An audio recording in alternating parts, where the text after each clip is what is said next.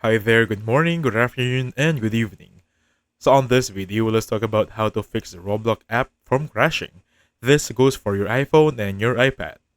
As you can see right here, this is the Roblox application. The first thing you want to do is open up your Play Store or even your App Store. Now make sure you look for Roblox, and if it says update on this option right there, or button, that means your application is out of date.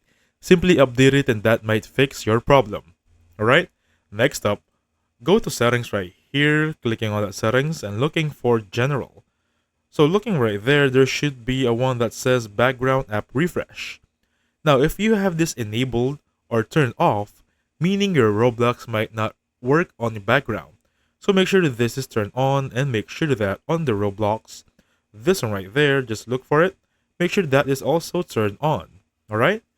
Now if the problem still persists, you want to go on another direction here.